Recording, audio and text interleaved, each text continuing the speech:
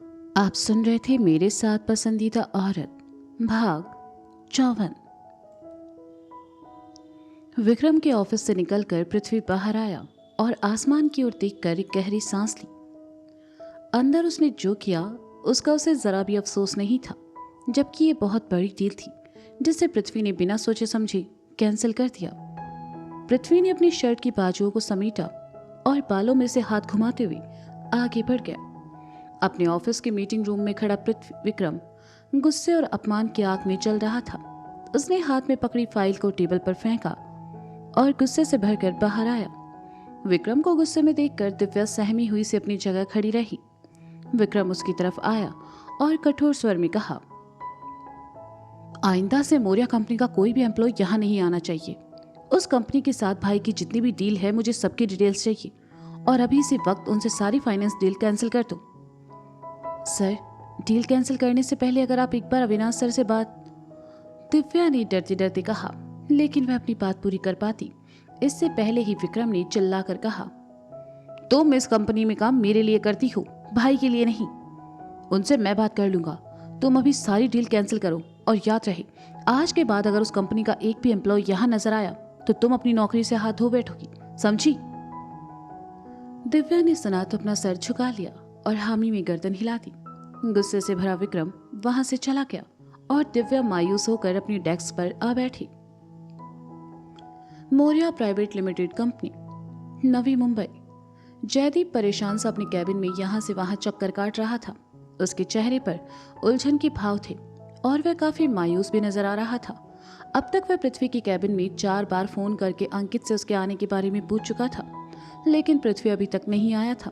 थककर जयदीप सोफे पर आ बैठा और ऑफिस की कैंटीन में फोन कर एक कॉफी भिजवाने को कहा।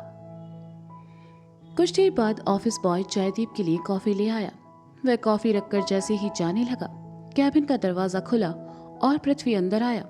जयदीप ने हाथ में पकड़ा कप नीचे रखा और उठकर पृथ्वी की तरफ चला आया। जयदीप के चेहरे पर उलझन और मायूसी के भाव देखकर पृथ्वी समझ गया कि जयदीप को सब पता चल चुका है, इसलिए वह खामोश रहा। जयदीप ने ऑफिस बॉय को जाने का इशारा किया और पृथ्वी के सामने आकर अपने हाथों को बांधकर कहा, क्या मैं जान सकता हूं कि इस ऑफिस में बॉस कौन है? क्या आप ये बात नहीं जानते? पृथ्वी ने जवाब देने की बजाय सवाल किया तो जयदीप चिढ़ गया और कहा, मैं हूं इस कंपनी का बॉस। हाँ, मैं जानता हूं, पृथ्वी ने बिना किसी भाव के शांत स्वर में कहा। जब तुम ये बात जानते हो तो फिर तुमने मुझसे पूछे बिना मिस्टर कपूर के साथ आज की डील कैंसिल क्यों की? तुम्हें पता भी है पृथ्वी वो कितनी बड़ी डील थी? हाँ, किससे पूछकर तुमने वो डील कैंसिल की? या फिर तुम खुद को इस कंपनी में बॉस समझने लगे हो? पहली बार जयदीप का गुस्सा पृथ्वी पर फूटा। पृथ्वी अभी भी शांत था। उसे न जयदीप की बात पर गुस्सा आया, ना ही उसने कुछ कहा। वह बस खामोशी से जयदीप को देखता रहा, जिससे जयदीप का गुस्सा और चिढ़ और ज्यादा बढ़ गई। और पृथ्वी के सामने से हटकर उसने कहा, पृथ्वी, तुम इस कंपनी में सिर्फ मैनेजर हो और मैनेजर होने के नाते तुम्हें बस अपनी सलाह देने की परमिशन है। कंपनी के बड़े फैसले लेने का तुम्हें कोई हक नहीं है। तुम जानते भी हो उस डील के कैंसिल होने के बाद मुझे कितना नुकसान होगा। हाँ, जानता हूं, और ये भी जानता हूं कि ये डील आपके लिए इंपॉर्टेंट थी। पृथ्वी ने अपनी चुप्पी तोड़ी। फिर भी तुमने ऐसी बेवकूफी की पृथ्वी। तुमने इसे कैंसिल कर दिया बिना मुझसे पूछे, बिना मुझे बताए। जयदीप ने पलटकर कहा, हाँ, ताकि आप एक बड़ी मुसीबत में ना फंसे। पृथ्वी ने सहजता से कहा। कैसे मुसीबत? जयदीप ने हैरानी से पूछा। पृथ्वी कुछ देर खामोश रहा और फिर कहा, अविनाश कपूर के साथ आप जो मीटिंग करने जा रहे थे, जिसमें आपकी कंपनी की फाइनेंस डील विक्रम कपूर के साथ थी, इस डील में जो फाइनेंस वो करने वाला है वो सब ब्लैक का पैसा है, जिसका उसके पास कोई रिकॉर्ड नहीं है। अगर आप ये डील करते हैं तो आपके इसमें फंसने के पूरे चांस है। मैं जानता हूं मैं इस कंपनी में एक मैनेजर हूं, लेकिन इस कंपनी का मैनेजर होने के नाते कंपनी की रेपुटेशन के साथ साथ आपकी इज्जत बचाए रखना भी मेरी जिम्मेदारी है। 20 करोड़ की डील आपके आगे और मिल जाएगी, लेकिन एक बार आप इसमें फंसे तो जिंदगी भर नहीं निकल पाएंगे। विक्रम कपूर एक बहुत ही जालसाज और धोखेबाज इंसान है और मैं नहीं चाहता कि आप इसमें फंसे। पृथ्वी की बात सुनकर जयदीप हैरानी से उसे देखने लगा और वे उसके सामने आकर कहा, तुम्हें कैसे पता वो फ्रॉड है? पृथ्वी जयदीप की टेबल के पास आया, उसका लैपटॉप अपनी तरफ घुमाया और अपनी जेब से एक पेन ड्राइव निकाल कर उसमें लगाई और अगले ही पल उसकी उंगलियां लैपटॉप के कीबोर्ड पर तेजी से चलने लगी। जयदीप उसकी तरफ चला आया और पृथ्वी ने एक फाइल खोलकर लैपटॉप जयदीप की तरफ घुमा दिया। जयदीप ने देखा तो उसकी आंखें हैरानी से फैल गई। वह फाइल में मौजूद सभी जानकारी देखने लगा और देखकर उसे एक धक्का लगा। कुछ देर पहले पृथ्वी जो कुछ कह रहा था वो सच था। जयदीप ने पृथ्वी की तरफ देखा और कहा, ये तुम्हें कहां से मिला? जब उसे मारने उसके ऑफिस।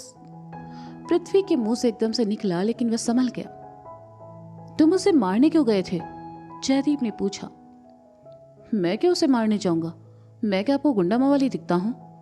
पृथ्वी ने जयदीप को घूर कर पूछा। अरे लेकिन अभी तो तुमने कहा। जयदीप ने हैरानी से कहा। हाँ, मैंने कहा मैं उसे मारना चाहता हूं। पृथ्वी ने इतरा कर कहा। अब तुम उसे क्यों मारना चाहते हो? जयदीप ने लैपटॉप बंद करके कहा। बस ऐसे ही, मेरा मन है। कहते हुए सोफे की तरफ पृथ्वी चला आया और टेबल पर जयदीप के लिए रखी कॉफी को उठा लिया। जयदीप उसे रोकता या कुछ कहता इससे पहले पृथ्वी ने एक घूंट भरकर जयदीप की तरफ देखा। तुम्हारा मन है तो क्या किसी को भी मारोगी? जयदीप ने पृथ्वी की तरफ आकर कहा। हर किसी को नहीं, बस उस विक्रम और कहते कहते पृथ्वी रुक गया, लेकिन जयदीप समझ गया कि पृथ्वी ने अगला नाम किसका लिया है, इसलिए उसने कहा, अब प्राची को क्यों मारना चाहते हो तुम? बहुत इरिटेट करती है वो मुझे, पता है ऐसे घूरती है जैसे मुझे खा जाएगी। पृथ्वी ने चिड़े हुए स्वर में कहा। शांत हो जाओ पृथ्वी, वैसे भी देसाई सर से मेरी बात हो चुकी है। अब से मिस प्राची किसी भी मीटिंग को अटेंड नहीं करेगी, बल्कि कंपनी के मैनेजर भरत माथुर अटेंड करेंगे। सो प्राची की फिक्र तुम छोड़ दो। मुझे उसकी फिक्र है भी नहीं, और मैं क्यों उसकी फिक्र करूं? पृथ्वी ने कॉफी पीते हुए कहा। जयदीप ने देखा कि उसकी कॉफी पृथ्वी पी रहा है तो अफसोस में अपना सर झटका और अगले ही पल उसकी नजर पड़ी पृथ्वी के शर्ट की कॉलर पर जहां लिपस्टिक का निशान था और उसने हैरानी से कहा, ये तुम्हारी कॉलर पर निशान कैसा है? पृथ्वी ने सुना तो कॉफी का घूंट मुंह से बाहर गिरते गिरते बचा और उसने खुद को संभाल कर कहा, कैसा निशान? जयदीप ने उंगली से शर्ट के कॉलर की तरफ इशारा किया और कहा, मैं इसकी बात कर रहा हूं, देखने में तो ये किसी लिपस्टिक के निशान जैसा। जयदीप अपनी बात पूरी करता इससे पहले पृथ्वी ने कप रखा और अपना नाखून चबाकर शर्माते हुए कहा, मैं नहीं बताऊंगा, मुझे शर्म आती है। इतना कहकर पृथ्वी वहां से भाग गया और जयदीप मुंह फाड़े उसे जाते हुए देखता रहा और खुद में ही बड़बड़ाया, क्या हो गया है इस लड़के को? आनंद निलय अपार्टमेंट, पनवेल। दोपहर में सोई अवनी और सुरभि की आंखें शाम में खुली। सुरभि के घर से फोन आया था, इसलिए वह बात करते हुए बालकनी की तरफ चली आई। अवनी मुंह धोकर दोनों के लिए चाय बनाने किचन में आई। चाय बनाते हुए अवनी ने देखा कि शाम में बनाने के लिए फ्रिज में सब्जियां नहीं है। उसने अपने और सुरभि के लिए चाय बनाई और बाहर चली आई।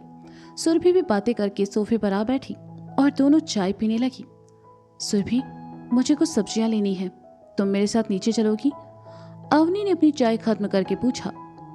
हाँ चलो ना, वैसे भी जब से मैं आई हूँ बाहर ही नहीं निकली, चलो चलते हैं, सुरभि ने खुशी भरे स्वर में कहा। अवनी सुरभि को साथ लेकर नीचे चली आई। सोसाइटी के बाहर कुछ सब्जी वाले अपना ठेला लगाए खड़े थे। अवनी सुरभि के साथ वहां चली आई और सब्जियां छांटने लगी।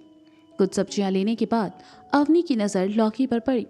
उसने जैसे ही उसे उठाया, एक जानी पहचानी आवाज अवनी के कानों में पड़ी। पृथ्वी को लौकी जरा भी पसंद नहीं है। अवनी ने आवाज वाली दिशा में देखा तो पाया कि उससे कुछ ही दूर लता खड़ी होकर सब्जियां छांट रही है। अवनी लता को देखकर मुस्कुराई, लेकिन लता ने कोई प्रतिक्रिया नहीं दी, बस नजर अवनी को देखा और अपना ध्यान सब्जियों पर लगा लिया। कौन है ये? सुरभि ने दबी आवाज में अवनी से पूछा। पृथ्वी की आई है, अवनी ने भी धीरे से कहा और लता की तरफ बढ़ गई। सुरभि वहीं खड़ी खामोशी से दोनों को देखने लगी। अवनी ने लता के पास आकर हाथ में पकड़ी लौकी को वापस रखा और कहा, तो फिर आप ही बता दीजिए ना, उन्हें क्या पसंद है? लता ने सुना तो अवनी की तरफ देखने लगी।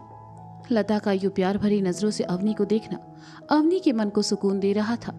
पृथ्वी के लिए लता की आंखों में प्यार और परवाह आज भी मौजूद थी। उन्होंने अवनी से नजर हटाई और सामने रखी सब्जियों में से कुछ सब्जियां छांटकर अवनी की तरफ बढ़ा दी। अवनी ने खुशी खुशी उन्हें लिया और पैसे चुकाकर वहां से चली गई। लता ने भी अपनी सब्जियां ली और आगे बढ़ गई। अवनी के लिए उनके मन में जो नफरत और गुस्सा था वो अब धीरे धीरे कम होने लगा था।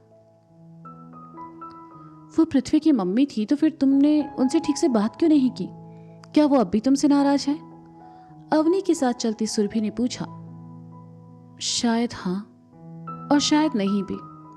हाँ इसलिए क्योंकि उन्होंने अभी तक पृथ्वी को माफ नहीं किया है, और नहीं इसलिए कि वो पहले की तरह मुझसे दूर नहीं भागती।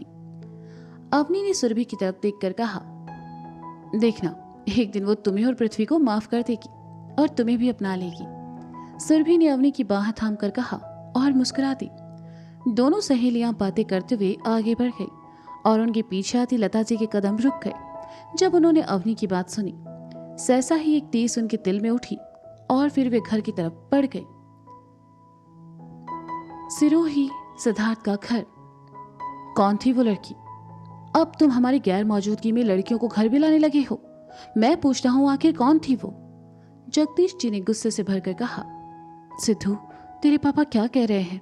कौन लड़की थी और तू उसे घर क्यों लाया था? चुप क्यों है? जवाब दे। गिरिजा ने दुखी स्वर में कहा। अरे ये क्या जवाब देगा? इसकी अय्याशी के चर्चे तो पूरी सोसाइटी में हो रहे हैं। हमारी पड़ोसन मिसेज मेहता और उनके पति दोनों ने खुद देखा है इसे सुबह सुबह एक लड़की को हमारे घर से जाते हुए। वे लोग क्या झूठ कहेंगे? जगदीश जी ने कठोर स्वर में कहा। सुबह सुबह? तो क्या वो लड़की रात भर तुम्हारे साथ थी सिद्धू? गिरिजा ने हैरानी और उदासी भरे स्वर में कहा। मम्मी, मैं आपको समझाता हूँ। आप अवनी को तो जानती है ना, वो लड़की अवनी की दोस्त है। किसी वजह से उसे यहाँ रुकना पड़ा बस, और आप लोग जैसा सोच रहे हैं वैसा कुछ भी नहीं है। सिद्धार्थ ने अपनी चुप्पी तोड़ी। और वो क्या वजह थी जो उसे यहाँ रुकना पड़ा? जगदीश जी ने गुस्से से पूछा। वो मैं आपको नहीं बता सकता, सिद्धार्थ ने धीरे से कहा। देखा, सुन रही हो इसकी बात? ये हमें नहीं बता सकता कि रात भर वो लड़की इस घर में क्यों थी। हमारी इज्जत मिट्टी में मिलाने में कोई कसर तो तुम पहले ही नहीं छोड़ी है, अब ये सब भी करने लगे हो। जगदीश जी गुस्से से चिल्लाए। मैंने कुछ गलत नहीं किया है पापा। इस बार सिद्धार्थ ने थोड़ा तेज आवाज में कहा, जिससे गिरिजा जी सहम गई। कुछ गलत नहीं किया है तो फिर बुलाओ उस लड़की को यहाँ, मैं बात करूंगा उससे, वरना इस घर से निकल जाओ तुम। जगदीश जी ने कहा और पैर पटकते हुए वहां से चले गए। ये सब क्या है सिद्धू? कौन थी वो लड़की? तू क्यों लाया था उसे यहाँ? क्या तुझे अपने पापा की इज्जत का, इस घर की इज्जत का जरा भी ख्याल नहीं है?